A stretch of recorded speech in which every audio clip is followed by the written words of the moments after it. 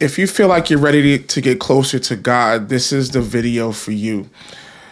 I've had so many instances where I felt distant from God, where even though I'm in church, I feel so far from God. And it's a scary spot. Like, you feel empty. You're serving, you're in ministry, you're preaching, but you're empty.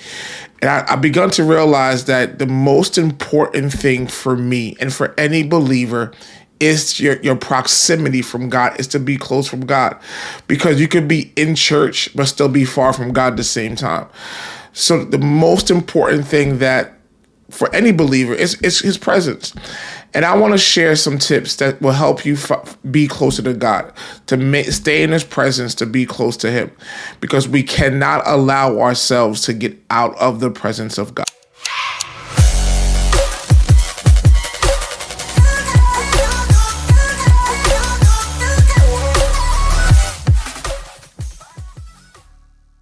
So here's your first step. Spend more time with him. We are so busy in 2023 that we have neglected God. We have work, we have ministry, we have our families, we have our going to the gym. We have so many things on our plate that these distractions are causing us to be too far from God. So I want us to realize that one of the most important things that you can do is spend time with God. My recommendation is being intentional with your time. Set alarms on your phone. Put it on your calendar. First thing in the morning when you wake up, instead of checking your phone and notifications, read your Bible. Pray, worship. These are the type of things that help cultivate your relationship with God, because you cannot get close to someone if you don't spend time with them. This is basic relationship 101. So we have to spend time with God and make it a priority. Be intentional. Make it something where you have a certain focus on your phone where, like, you know what, hey, this is God's time, where no notifications can come through, because you need to spend more time with him. Because what happens is when you spend more time with God, you do his will. You do the will that God has called you to do. You do what God is asking you to do by spending more time with him, by being in his presence. It's like having a friend, and you're constantly around this person, or a sibling or a family member. And the more you're around that person, the more you develop their traits and their habits. Same thing with God. The one way to know that you're spending enough time with God is that you're more like him, and his will becomes your will.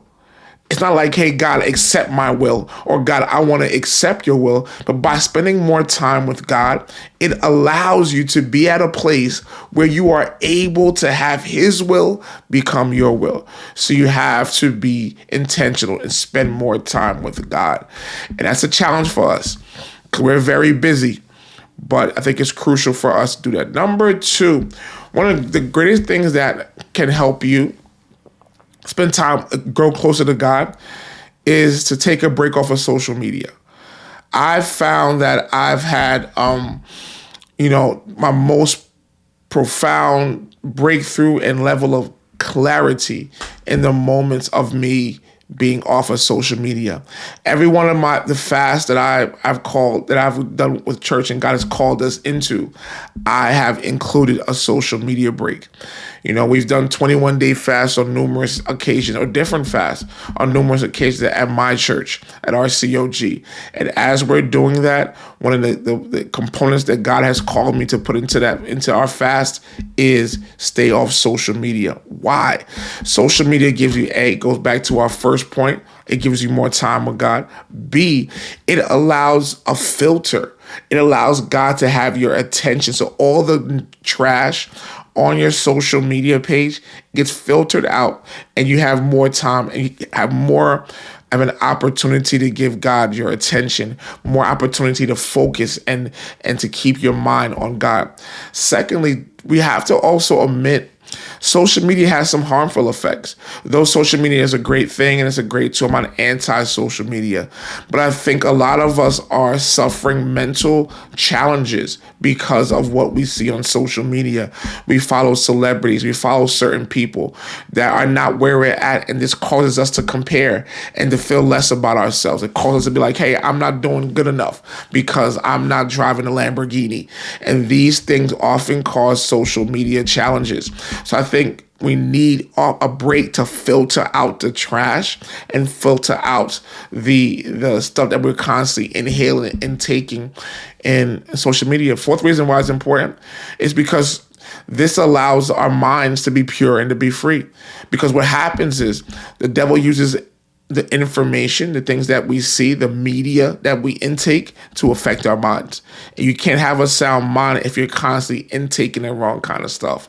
So I think it's important for us to get to a place and take a break off of social media.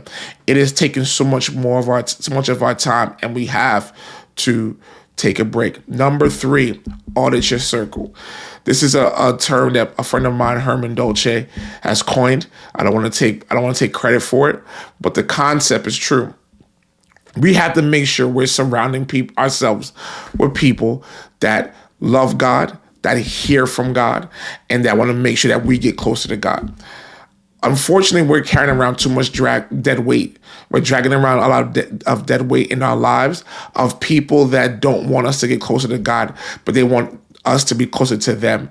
Their main priority is that we're their friend, and they don't want to see your best interest. They don't have your best interest at heart. That's what friendship is. Friendship is being at a place where you say, you know what? I want the best for you. And I don't know anything that can be better for you than getting closer to God. So if you have someone that's pushing you away from God and not pulling you closer to God, that person does not deserve to be in your inner circle. I'm not saying to cut that person off. I'm not saying to block that person. But I'm saying that person should not be someone that you hang out with, because bad company corrupts good character. Bad company corrupts good desires and good intentions.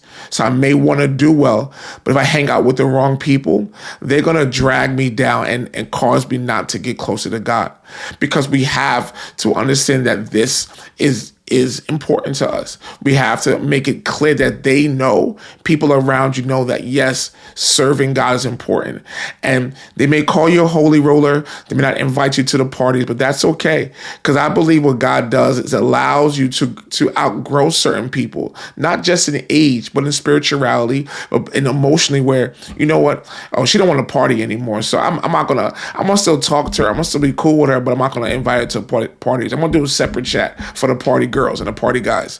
So I think it's important for us to audit our circle, because a lot of the reasons why we're not where we're supposed to be is because of the people who are around us. Number 4, and the most important to me, make it a priority. Make everything and everyone know that this is what you're chasing. Make everyone on your social media feed, make everybody in your family realize that serving God and getting closer to God is the most important thing. We often try to hide it. We often try to downplay it because we don't want to offend anybody. We don't want anyone to not be our friend anymore. We don't want to have a certain label. We have to make it known, to make it that this is a priority. The same way when you're chasing a bag, the same way when you're in school and say, hey, I'm graduating this year. So guys, this is what I'm focused on. I'm in school and this is what I'm focused on. It's the same way you have to make God a priority. Because if you don't make it a priority, how will folks around you make it a priority as well? If it's not important to you, it won't be important to them. And you also have to convince yourself like, yo, this is important. When you want to lose weight and say, listen, this is what I'm focused on. This is a goal of mine. This is a priority to me. So I'm going to do what it takes to make sure I hit that goal. I'll make sure everyone knows. I make sure my lifestyle matches up to making this a priority. So God, getting closer to God, knowing God deeper, that has to be a priority to you. That has to be something that is super important to you. Because if it's not, it will not be a priority to others. If it's not, then your life will not align to exactly where you want to go. This has to be a goal. a daily goal, a monthly goal, a constant goal, a renewing goal for us to get closer to God. Because it's so easy for us to get far. It's so easy for us to be at a place and not realize how far we are from God. It's so easy. It's so easy for us to sit here and go through life and be successful in ministry, be successful in all areas of our lives, and yet we're far from God.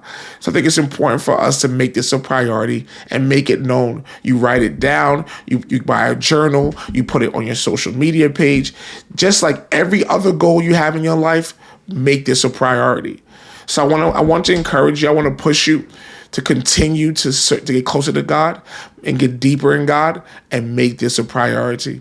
Because listen, when you make God a priority, excuse me, God will constantly be there for you. He will meet you halfway. He will allow you to get to a place where you reach that goal. This is the most important video that you can watch. This is the most important thing I think you can share. Share this with your friends. Don't forget to subscribe this, because we're at a time that we have to make God a priority. Thank you for your time. Thank you for watching. Again, if you like what you're watching, don't forget to subscribe. My voice is going. What's going on? Don't forget to subscribe, watch, etc., because we want to make sure we get this word out.